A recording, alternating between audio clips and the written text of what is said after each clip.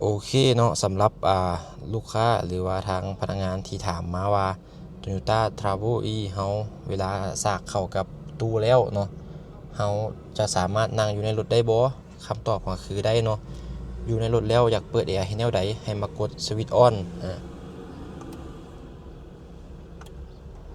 ให้ขึ้นเป็นหน้าต่างประมาณนี้หลังจากนั้นมันจะถามว่าให้เราต้องการ Active หรือว่าให้ My Remote เฮ็ดเวียกบ่ถ้าเรากด Yes มันจะอนุญาตให้นำใช้แอร์ต่างๆภายในรถเนาะแอร์จะเฮ็ดเวียกโอเคกด Yes Activate My Remote เนาะเราจะสามารถนั่งอยู่ในรถได้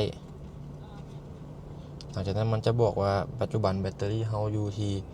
80% เนาะเวลาสากเต็มจะอยู่ที่55นาทีเนาะโอเคมันจะเหตุการณ์บาลานซ์แบตเตอรี่เนาะเจ้าหลักมีประมาณนี้โอเคกรณีเราต้องการเวลาเราสากแล้วเราต้องการถอดเนาะตัวนี้แหละครับมาตั้งแต่อันดับแรกให้เรากด stop อยู่ตู้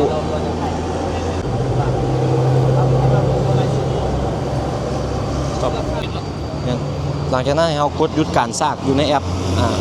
นี่นะครับประมาณเท่าไหร่โอเคเมื่อเรากดหยุดการสาก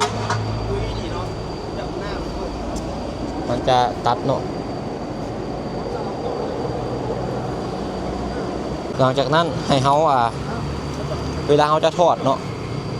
เราต้องกดปลดล็อกก่อนให้เรากดปลดล็อกก่อนเขาจองเดือน3คนน่ะเขาจองวันที่2วันที่3เดือน3กรณีถอดบ่ออกให้แนวใดเนาะให้เฮาเปิดฝากระโปรงโอเคเปิดฝากระโปรง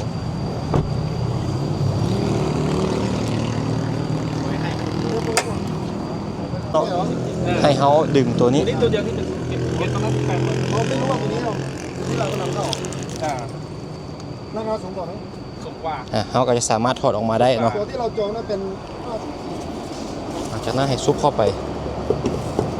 ที่ตู้คืนเนาะเป็นอันเสร็จสิ้นเนาะอันนี้มันอยู่ประมาณไปว่าถึงไอ้หลักเมื่อเขาซากแล้วให้เขาปิด300โอเค